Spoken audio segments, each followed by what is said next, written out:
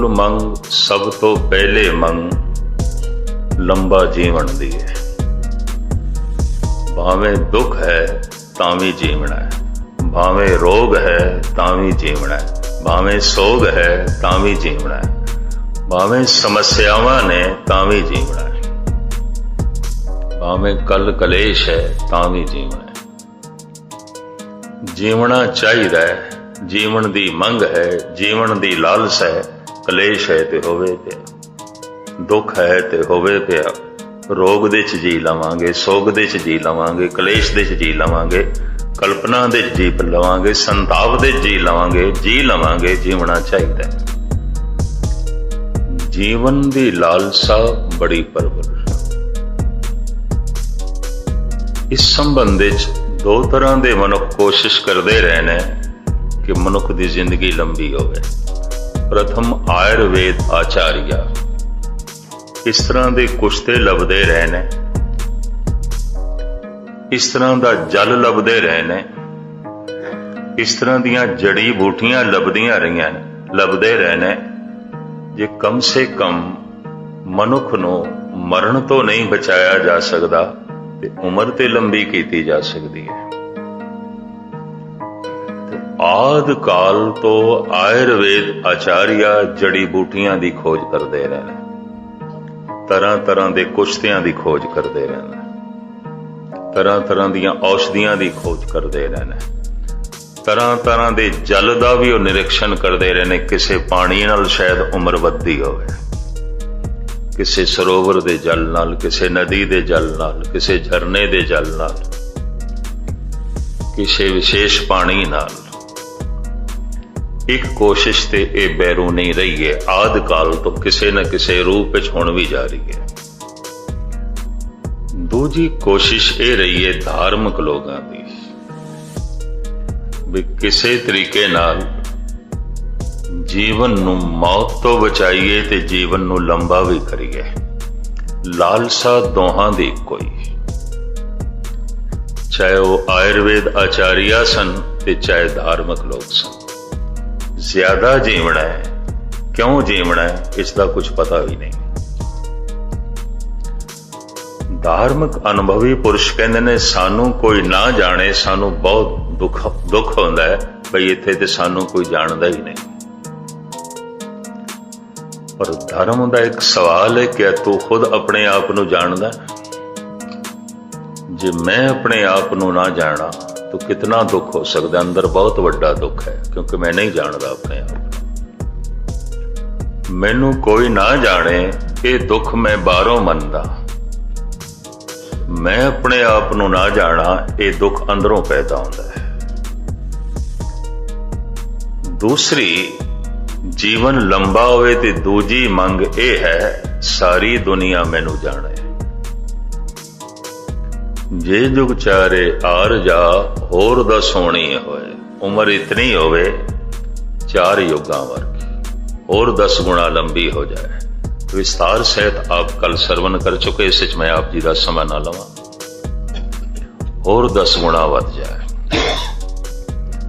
ते सिर्फ जीवन ही लंबा क्यों होवे, सारी दुनिया मैनू जाने।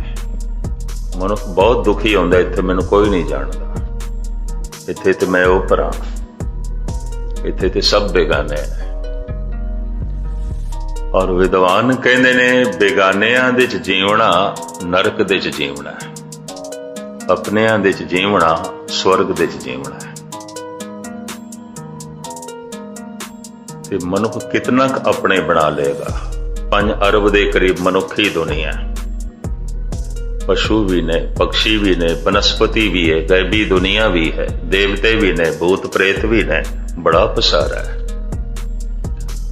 मनुख इस छोटी जिहा जिंदगी दे यतन भी कर लवे किन्नियां नूं अपना बना लवेगा, वरना कोशिश ते इसदी यही होंदी है हर महान मनुख मेरा अपना होवे, जो जीवन दे किसे पख दे चों भी अगे है, उस नाल मेरे तालुकात होवे।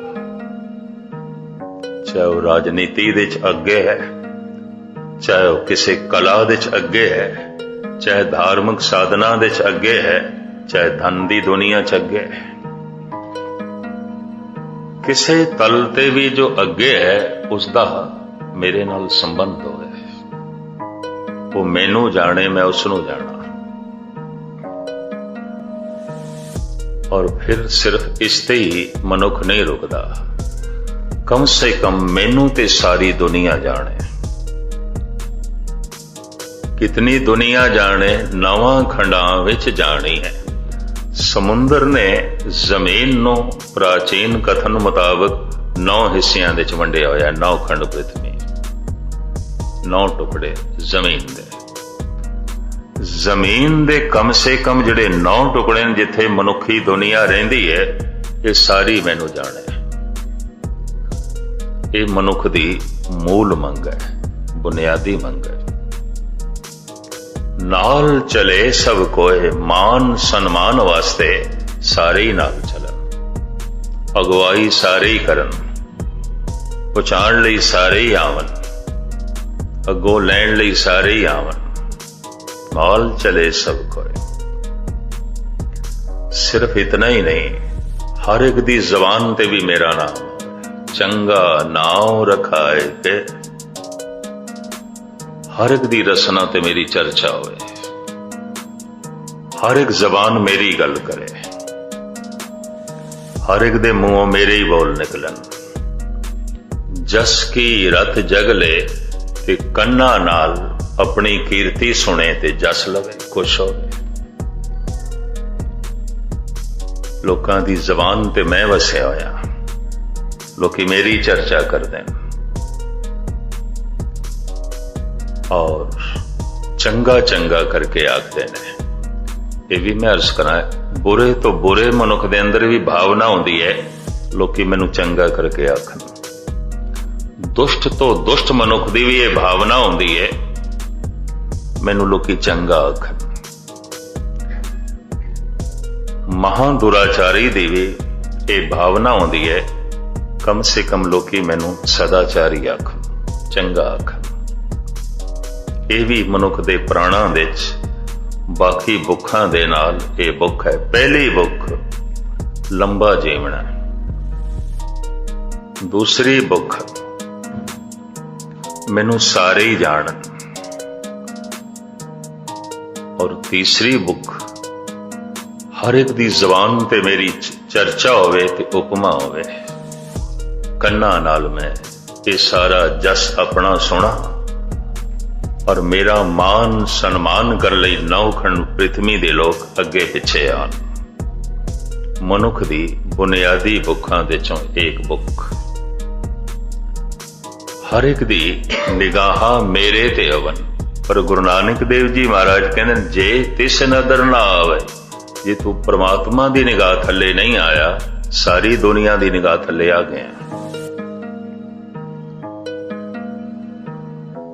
ਸਾਰੇ ਤੈਨੂੰ ਜਾਣਦੇ ਪਏ ਨੇ, ਪਰ ਤੂੰ ਸਿਰਫ ਪ੍ਰਮਾਤਮਾ ਨੂੰ ਨਹੀਂ ਜਾਣਦਾ, ਆਪਣੇ ਆਪ ਨੂੰ ਜਿਤਨੇ ਚਿਰ ਤੱਕ ਨਹੀਂ ਜਾਣਦਾ। ਮੈਂ ਇੱਕ ਲਫ਼ਜ਼ ਫਿਰ ਦੁਹਰਾ ਦਿਆਂ, ਮੈਨੂੰ ਕੋਈ ਨਾ ਜਾਣੇ ਮੈਨੂੰ ਬਹੁਤ ਦੁੱਖ ਹੈ, ਦੁੱਖ ਹੁੰਦਾ ਹੈ। ਪਰ ਜੇ ਮੈਂ ਆਪਣੇ ਆਪ ਨੂੰ ਨਾ ਜਾਣਾ, ਇਹ ਕਿੰਨਾ ਵੱਡਾ ਦੁੱਖ ਹੋਵੇਗਾ। ਸਾਰੇ ਸੰਤਾਪ ਇੱਥੋਂ ਹੀ ਪੈਦਾ ਹੁੰਦੇ।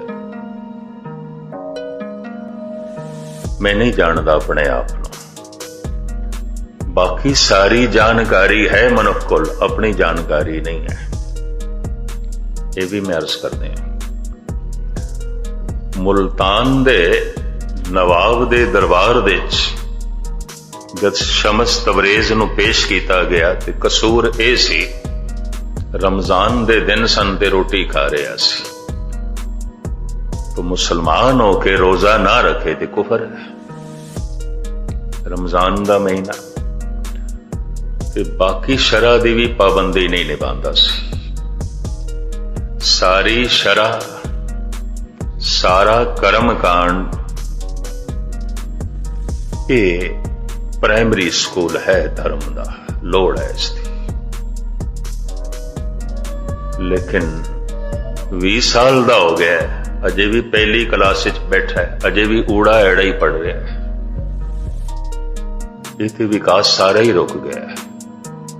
20-30 साल तो गुरुद्वारे आ रहे हैं, पर अजे भी कर्म कांडी है, सिर्फ शरई है, बाकी कुछ भी नहीं। ਇਹ ਤੇ ਸਕੂਲ ਇਸ ਲਈ ਜੇਲ੍ਹ ਬਣ ਗਈ। ਇਹ ਤੇ ਕੁਛ ਵੀ ਨਾ ਹੋਇਆ, ਸਕੂਲ ਨੇ ਰੋਕ ਕੇ ਰੱਖ ਦਿੱਤਾ। ਇਹ ਤਾਂ ਪਹਿਲੀ ਕਲਾਸ ਕੀ ਹੈ, ਇਹ ਤੇ ਇਸ ਦੇ ਲਈ ਜੇਲ੍ਹ ਬਣ ਕੇ ਰਹਿ ਗਈ। ਪਤਾ ਨਹੀਂ ਕਿਤਨੇ ਕਰਮ ਕਾਂਡ ਲੋਕਾਂ ਲਈ ਬੰਧਨ ਬਣੇ ਹੋਏ ਨੇ। ਜਾਪੇ ਜਾਉ ਆਪ ਛੁਟਕਾਵਨ ਤੇ ਮਾਂ ਦੇ ਮੋਏ ਫੰਦਾ। ਭਗਤ ਕਬੀਰ ਕਹਿੰਦੇ ਜਿਸ ਧਾਰਮਿਕ ਬੰਦੇ ਕੋਲ ਮੈਂ ਜਾਣਾ ਬੰਧਨ ਛੁਡਾਉਣ ਵਾਸਤੇ, ਕਰਮ ਕਾਂਡ ਤੋਂ ਬਚਣ ਵਾਸਤੇ, ਉਹ ਹੋਰ ਕਰਮ ਕਾਂਡ ਮੇਰੀ ਝੋਲੀ ਚ ਪਾਉਂਦਾ ਹੈ। ਤੂੰ ਇੰਝ ਕਰ ਤੇ ਇੰਝ ਕਰ, ਹੋਰ ਸਿਆਪੇ ਮੇਰੀ ਗੱਲ ਚ ਪਾਉਂਦਾ ਹੈ। ਧਰਮ ਦੇ ਹੋਰ ਬੰਧਨ ਮੇਰੇ ਗੱਲ ਦੇ ਚ ਪਾਉਂਦਾ ਹੈ। ਜਾਪੇ ਜਾਉ ਆਪ ਛੁਟਕਾਵਨ, ਜਿਸ ਕੋਲ ਮੈਂ ਜਾਣਾ ਆਪਣੇ ਬੰਧਨਾਂ ਨੂੰ ਤੋੜਨ ਵਾਸਤੇ, ਤੇ ਬਾਂਧੇ ਮੋਏ ਫੰਦਾ। ਮੈਂ ਫਿਰ ਅਰਜ਼ ਕਰਾਂ, ਸ਼ਰ੍ਹਾ ਇੱਕ ਮਾਰਗ ਹੋ ਸਕਦੀ ਹੈ ਅਗਰ ਕੁਝ ਦਿਨ ਲਈ ਹੈ। ਸਾਰੀ ਜ਼ਿੰਦਗੀ ਸ਼ਰ੍ਹਾ ਚ ਬੰਧਨ ਹੈ। ਕਰਮ ਕਾਂਡ ਇੱਕ ਇਸ਼ਾਰਾ ਹੋ ਸਕਦਾ ਹੈ ਰਸਤੇ ਦੀ ਤਰਫ, ਪਰ ਸਾਰੀ ਜ਼ਿੰਦਗੀ ਕਰਮ ਕਾਂਡ ਦੇ ਚ ਫਸ ਕੇ ਰਹਿ ਗਈ ਤੇ ਬੰਧਨ ਹੈ। ਆਪਣੇ ਆਪਣੇ ਬੰਧਨ ਨੇ ਮੁਸਲਮਾਨਾਂ ਦੇ, ਸਿੱਖਾਂ ਦੇ, ਹਿੰਦੂਆਂ ਦੇ, ਜੈਨੀਆਂ ਦੇ, ਬੋਧੂਆਂ ਦੇ। ਧਰਮ ਤੇ ਕਿਧਰੇ ਕਿਧਰੇ ਦਿਖਾਈ ਦਿੰਦਾ ਬੰਧਨ ਹੀ ਬੰਧਨ ਦਿਖਾਈ ਦਿੰਦੇ। ਗੁਸਤਾਖੀ ਮਾਫ। मैं उतना ही आखांगा जितना पच सके, जितना हजम हो सके, ज्यादा नहीं। बंधन ही बंधन दिखाई देंगे। कबीर कहते जापे जाओ आप छुटकावन ते बांधे मोए फंदा। जिस कोल जाना मैं अपने गले दी जंजीर तोड़ाण वास्ते होर दो तीन जंजीरां पा देंदा। इंज कर करके ते मैं पहले ही थकिया। बहुत कुछ कीता है, कर कर ते पहले ही मैं थक गया ते कर्मां दा भार मेरे उत्ते बहुत पै गया। खैर लमकावा ना मैं। मनुख दी मूल मंगां दे चों ये पहली मंग मैं बहुत जीवां। रोग है कोई गल नहीं, रोग दे च भी जी लवांगा। सोग है कोई गल नहीं, सोग दे च भी जी लवांगा। कलेश है कोई गल नहीं, कलेश दे च भी जी लवांगा। संताप है, दुख है कोई गल नहीं, उस दे च भी जी लवांगा। और मनुख दुखां दे च जी लैंदा है। दुख दे च भी जीवन दी लालसा, कलेश दे च भी जीवन दी लालसा, कल्पना दे च भी जीवन दी लालसा, रोगां दे च भी जीवन दी लालसा। जीवन दी लालसा बड़ी प्रबल, और जीवन इतना लंबा 4 युगां वर्गा। सिर्फ 4 युग क्यों, होर 10 होनी होए, होर 10 गुणा दे वधा के बयान करिए 40 युग। इतनी उम्र होवे। सिर्फ इतनी उम्र ही ना होवे सारे मैनू जानन, हर एक दी जबान ते मेरी चर्चा होवे। मनुख दा दूजा उपराला यह है। मैं फिर अर्ज करा, बहुत दुखी हो जाता है बंदा जिथे इसनू कोई ना जाने। कोई नहीं जानता भी सब ओपरे ने, सब बेगाने ने। ते मनुख इस छोटी जी जिंदगी दे किन्नियां नू अपना कर सकता है, किन्नियां नू कर लेगा। पातशाह दी बाणी कहती है, एक नू अपना बना सब अपने ने। एक सज्जन सब सज्जणा, एक वैरी सब बाप। एक अपना ते सारे अपने ने, एक नाल रिश्ता कोई नहीं ते किधरे भी कोई रिश्तेदारी नहीं, किधरे भी कोई संबंध नहीं, किधरे भी कोई अपनंत नहीं होवेगी। एक सज्जन सब सज्जणा, एक वैरी सब बाप। एक नाल वैर है, एक नाल कोई संबंध नहीं, तो वाद विवाद दे सारियां नाल जिंदगी बतीत होवेगी और कुछ भी नहीं। एक सज्जन। धन गुरु अर्जन देव जी महाराज कहते हैं, हुण सारे ही सज्जन दिखाई देंदे जिस दिन दा एक सज्जन बने। सबको मीत हम आपन कीना, हम सबना के साजन। कहा जा सकता है सारे ही थोड़े सज्जन ने ਤੇ ਤੁਹਾਨੂੰ ਤੱਤੀ ਤਵੀ ਤੇ ਕਿਸ ਨੇ ਬਿਠਾਇਆ। ਸਾਰੇ ਹੀ ਤੁਹਾਡੇ ਸੱਜਣ ਨੇ ਕਿ ਗਰਮ ਗਰਮ ਰੇਤਾ ਸੀਸ ਦੇ 'ਚ ਕਿਸ ਨੇ ਪਾਇਆ। ਇਸ ਨੂੰ ਇਸ ਤਰ੍ਹਾਂ ਲਵਾਂਗੇ, ਸਤਿਗੁਰੂ ਦੀ ਤਰਫੋਂ ਤੇ ਸੱਜਣ ਹੀ ਨੇ ਸਾਰੇ। ਜਹਾਂਗੀਰ ਵੈਰੀ ਸਮਝਦਾ ਤੇ ਸਮਝੇ ਪਿਆ, ਚੰਦੂ ਵੈਰੀ ਸਮਝਦਾ ਤੇ ਸਮਝੇ ਪਿਆ। ਸਤਿਗੁਰੂ ਦਾ ਹਿਰਦਾ ਪਵਿੱਤਰਤਾ ਨਾਲ ਭਰਿਆ ਹੋਇਆ, ਦੋਸਤੀ ਦੇ ਜਜ਼ਬੇ ਨਾਲ ਭਰਿਆ ਹੋਇਆ, ਮਿੱਤਰਤਾ ਦੇ ਜਜ਼ਬੇ ਨਾਲ ਭਰਿਆ ਹੋਇਆ। ਇੱਕ ਆਲਮ ਦਾ ਕਹਿਣਾ ਹੈ, ਸ਼ੁਨੀਦਮ ਕੇ ਮਰਦਾਨੇ ਰਾਹੇ ਖੁਦਾ। ਕਹਿੰਦਾ ਮੈਂ ਸੁਣਿਆ ਜਿਹੜੇ ਰੱਬ ਦੇ ਮਾਰਗ ਤੇ ਚੱਲਦੇ ਨੇ, ਦਿਲੇ ਦੁਸ਼ਮਨਾ ਨਾ ਕਰ ਦੰਦ ਤੰਗ। ਉਹ ਦੁਸ਼ਮਣ ਦੇ ਦਿਲ ਨੂੰ ਵੀ ਕਦੀ ਤੰਗ ਨਹੀਂ ਕਰਦੇ, ਦੁਸ਼ਮਣ ਨੂੰ ਵੀ ਚੋਟ ਨਹੀਂ ਪਹੁੰਚਾਉਂਦੇ। ਤੁਰਾ ਕੀ ਮੁਯੱਸਰ ਸ਼ਬਦ ਏ ਮਕਾਮ ਕਿ ਬਾਦੋ ਸਤਾਨਤ ਖਿਲਾਫ ਹਸਤ ਜੰਗ। ਤੈਨੂੰ ਇਹ ਰੁਤਬਾ ਕਦੋਂ ਨਸੀਬ ਹੋਵੇਗਾ? ਤੂੰ ਤੇ ਆਪਣਿਆਂ ਦਾ ਜੀਵਣਾ ਵੀ ਹਰਾਮ ਕੀਤਾ ਹੋਇਆ ਹੈ, ਤੂੰ ਤੇ ਆਪਣਿਆਂ ਨੂੰ ਵੀ ਚੋਟ ਪਹੁੰਚਾ ਰਿਹਾ। ਮੈਂ ਤੇ ਸੁਣਿਆ ਜੋ ਰੱਬ ਦੇ ਮਾਰਗ ਤੇ ਚੱਲਦੇ ਨੇ, ਉਹ ਜੋ ਉਹਨਾਂ ਦੇ ਦੁਸ਼ਮਣ ਆਉਂਦੇ ਨੇ, ਉਹਨਾਂ ਨੂੰ ਵੀ ਜ਼ਰਬ ਨਹੀਂ ਪਹੁੰਚਾਉਂਦੇ। ਤੁਰਾ ਕੀ ਮੁਯੱਸਰ ਸ਼ਬਦ ਏ ਮਕਾਮ ਕੇ ਬਾਦੋ ਸਤਾਨਤ ਖਿਲਾਫ ਹਸਤ ਜੰਗ। ਤੋ ਮੁਖਤਸਰ ਮੈਂ ਅਰਜ਼ ਕਰਾਂ,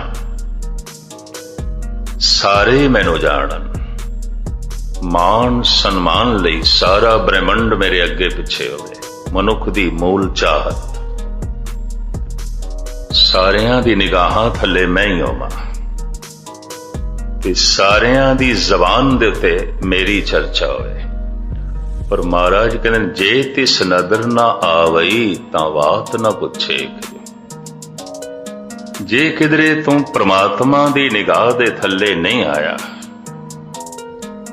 ਉਸ ਦੀ ਨਜ਼ਰਾਂ ਦੇ ਥੱਲੇ ਆਉਣ ਦੀ ਕੋਸ਼ਿਸ਼ ਨਹੀਂ ਕੀਤੀ, ਇਸ ਤਰ੍ਹਾਂ ਦਾ ਤੂੰ ਯਤਨ ਹੀ ਨਹੀਂ ਕੀਤਾ, ਇਸ ਤਰ੍ਹਾਂ ਦਾ ਤੂੰ ਉਪਰਾਲਾ ਹੀ ਨਹੀਂ ਕੀਤਾ, ਤਾਂ ਪਰਲੋਕ ਵਿੱਚ ਤੇਰੀ ਕਿਸੇ ਨੇ ਬਾਤ ਵੀ ਨਹੀਂ ਪੁੱਛਣੀ।